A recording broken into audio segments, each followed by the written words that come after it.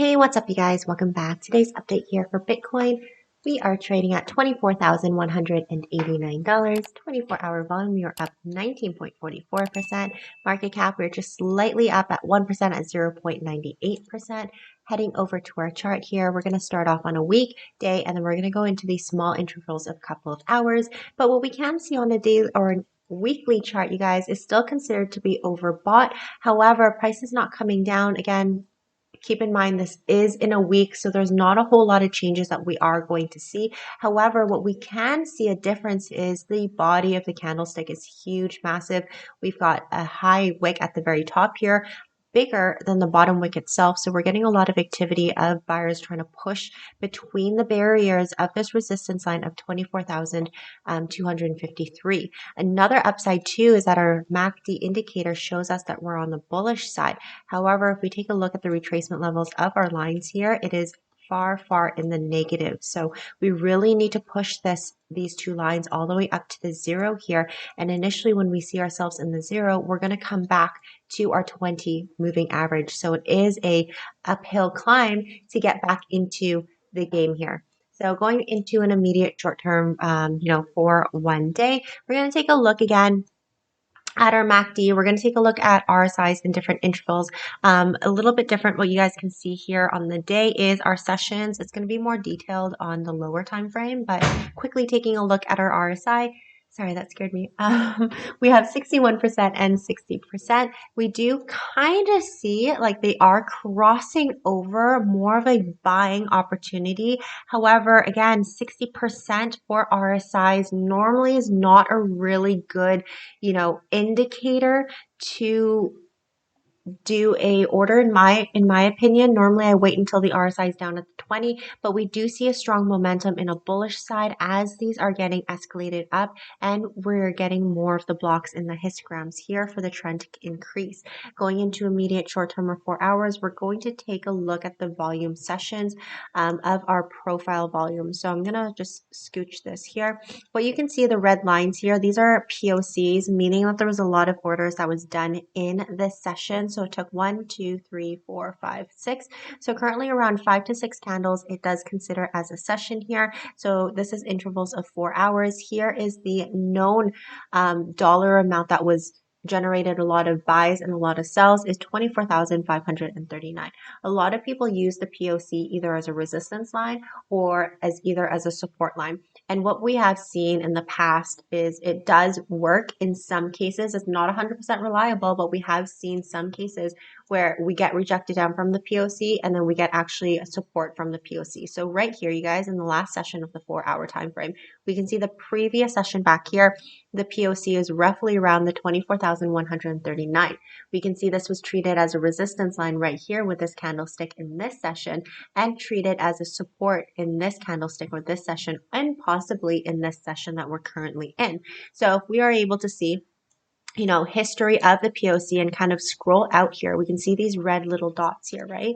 We're going to pull out our fib chart from the top all the way to this bottom right here and kind of see where that POC landed. So this POC right here landed around 61% of our fib, which is known either at the 3861 itself or golden numbers for price to retrace back to. So if we quickly take a look at our RSI, take a look at this, we are considered to be oversold at 7%.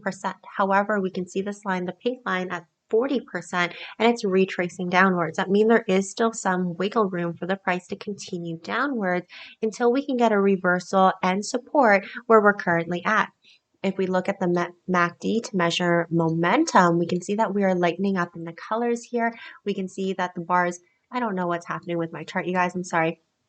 We can see that the bars itself is lightening up. The gaps, however, are quite still big. So as the price is coming back down, near the 61% of our fib, then we can actually say that we could possibly bounce back from the 61%. The 61% itself, because if we see a gradual increase of our MACD and our spikes, it's going to be really nice, especially with this reversal on our RSI, to bounce back from the 61, the POC area, and then come back up.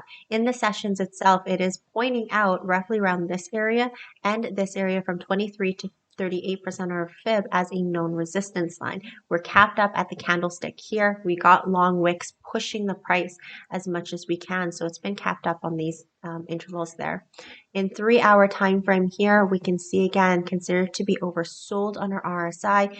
The lines itself is getting a little bit smaller for our MACD indicator. Now going into 3 hours again, quickly going to take a look here. Considered to be oversold, which is a good indicator already.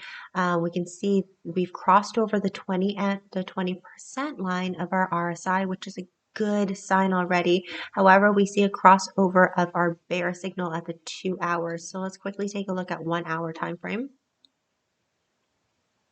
Okay, 1 hour, completely the opposite. So we can see RSI at 66, 39%. We can see right here, it's lightening up in color. The 2 hour time frame crossed over on the bear side as well. So if we take a look quickly on the 4 hour chart, grabbing all of that data is very useful for us as well. So if we're coming in, we can see again, the intervals, there's spaces in between. We're most likely going to come down because we've crossed between the 1 and the 2. The 3 hours is going to catch up, the 4 hours is going to catch up as well. So price is going to come back down and retrace down. Depending on how strong the momentum is on those 2 time frames is going to be a deciding factor if we stay at the 61%, or our next chart here is going to be the 78%.